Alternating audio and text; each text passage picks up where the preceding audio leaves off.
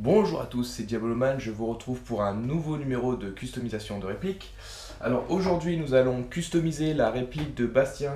Donc il s'agit d'une réplique BO Manufacture, donc c'est une réplique qui a la particularité d'avoir un gros système de recul à l'arrière, donc qui donne vraiment des sensations de recul plus ou moins comme une vraie arme entre guillemets, mais qui donne du coup un peu plus de sensations. Donc dans cette réplique, nous allons faire une grosse upgrade pour le coup, parce que dessus, nous allons mettre en place un MOSFET. Donc là, ça va être le MERF 3.2 donc de chez Gate. Alors, avec ceci, du coup, vu que là, on peut voir ici qu'il va falloir avoir des branchements en TEDIN, donc il m'a fourni ces deux batteries LiPo, donc 11.1, voilà c'est ça. Donc du coup, je vais changer les connecteurs Tamiya par donc du TEDIN, voilà. Alors avec ceci, on va avoir besoin de recabler toute la réplique, donc on a pris un lot de câblage en argent. Avec ceci, on va juste changer le joint au pop au niveau du canon, donc par un Prometheus violet. Un changement de ressort donc par un en M90, histoire d'avoir une réplique pour les faibles distances, quoi, les courtes portées. Et on va mettre également un nouveau moteur. Donc là, il s'agit d'un SHS High Torque pour augmenter encore la réactivité. Donc voilà, il n'y a pas de grosses modifications en soi. Le plus galère, ça va être surtout de refaire le câblage du MOSFET. Donc je me fais pas trop de soucis là-dessus. Donc voilà, donc je vous retrouve une fois que la réplique sera ouverte et qu'on commencera du coup à faire l'installation du MOSFET. Salut, à tout de suite. Me revoici un petit peu plus tard, donc je peux vous dire que j'aurais galéré. Donc ici on a tout le système qui va faire un peu la sensation de recul dans la réplique.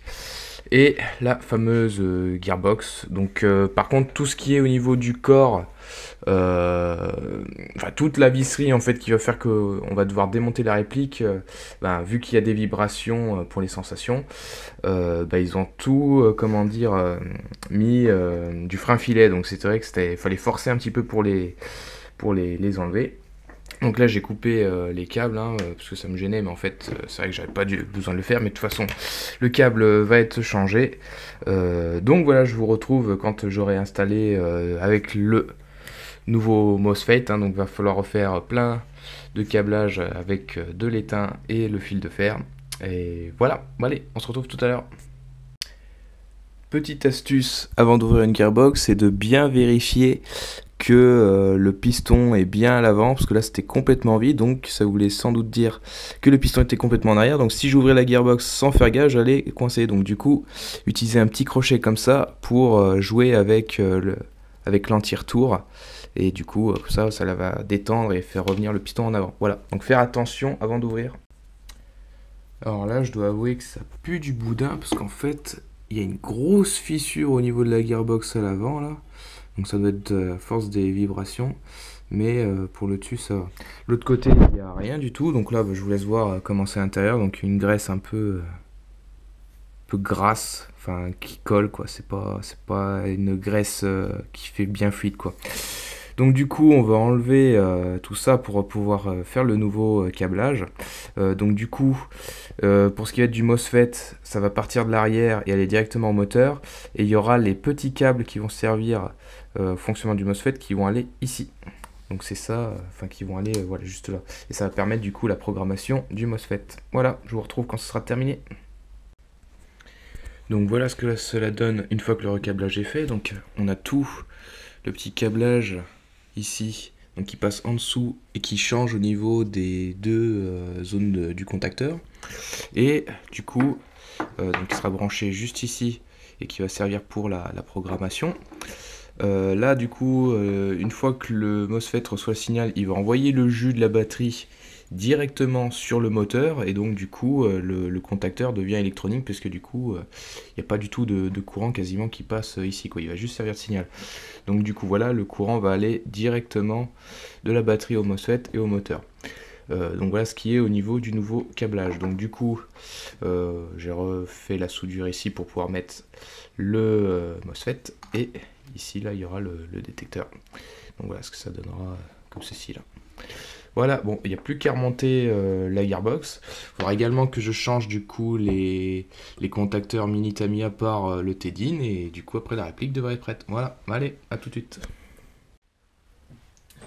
Bon, la réplique est finalement remontée, donc pas sans mal parce que je dois dire que c'était bien galère à faire passer tout le câblage ici. Donc ceux qui veulent faire les BO manufacture avec le recul à l'arrière, je vous conseille de faire la soudure Tedin après avoir passé les câbles dessus en fait et avoir fait le serrage au niveau du tube cross et de l'anneau parce que sinon vous ne pourrez pas le passer. Enfin, c'est dur à expliquer mais en gros c'est super galère. Donc pour ceux qui le feront, je vous conseille de faire comme ceci. Alors, une chose intéressante avec le MOSFET, donc ici vous avez fourni dans le lot un petit bouton, c'est ce qui va vous permettre de faire la programmation au lieu d'utiliser votre trigger. Donc il suffit de le brancher juste en dessous ici. Donc en fait c'est pour ça que tout le câblage il va être relié au contacteur, parce que du coup là ça va juste servir à faire contact. Et donc ici pour faire la programmation il faut que ça soit débranché de la réplique. Donc ici vous mettez votre batterie, tac. Et là, du coup, voilà, il y a les diodes qui vont s'allumer. Et à partir de là, donc vous regarderez sur la notice d'utilisation qu'on trouve sur Internet et selon le type de pression que vous faites dessus, vous allez pouvoir faire la programmation. Donc je ne vais pas tout vous expliquer, mais en gros, là, je l'ai réglé. Donc là, par exemple, ouais, j'ai une 7,2 volts, mais je l'ai programmé pour de la 11,1 volts par rapport à ce qu'utilise donc Bastien. Et après, vous pouvez faire le réglage semi, burst, etc. Enfin, plein d'autres options possibles. Donc, ce qui est intéressant avec ce MOSFET, c'est que voilà, il peut être débranché de la réplique pour la programmation. Autre chose du coup, alors si jamais vous êtes intéressé par une réplique BO manufacture et vous voulez mettre un MOSFET dedans, je vous conseille plutôt de mettre un MOSFET type les derniers Nano Gates ou les ASCO où le MOSFET est intégré dans la trigger parce que du coup le volume qu'il y a dans le tube cross, vous voyez là il y a le système de recul et il faut trouver la place pour le MOSFET. Donc moi quand c'est comme ça, parce que là en gros lui il utilisait une batterie comme ça, donc il mettait un de chaque côté, mais avec cette batterie du coup ce sera plus possible. Le mieux c'est de mettre par exemple le MOSFET un tout petit peu sur le côté, donc du coup de rallonger la crosse comme ceci là, vraiment la mettre sur l'arrière, comme ça on a la place pour le MOSFET, et mettre une plus petite batterie de ce côté là. Pour moi c'est la seule option possible pour pouvoir faire tenir le tout ensemble, parce que là ici la batterie est beaucoup trop grosse, il faudrait une qui soit 2 fois plus petite pour que du coup on puisse avoir une utilisation optimum. Donc là on va faire, je vais vous faire la démonstration de tir. Donc il suffit tout simplement de brancher la batterie à l'arrière.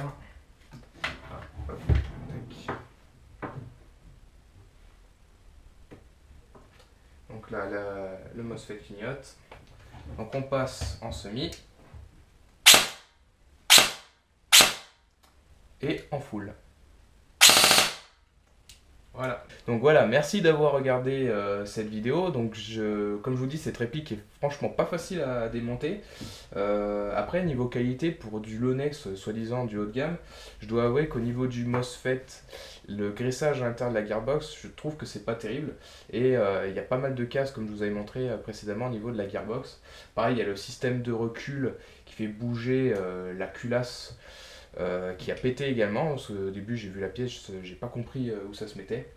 Mais voilà, un peu surpris par la qualité de la réplique et en tout cas bien galère à démonter. Je pense que c'est la dernière que je ferai en custom proposé, à part si c'est à moi, mais si quelqu'un me propose de refaire une BO manufacture, je pense que je laisserai ça aux pros comme Softtech ou les autres magasins Airsoft. Donc voilà, merci d'avoir regardé cette vidéo et à la prochaine sur l'autre épisode. Salut!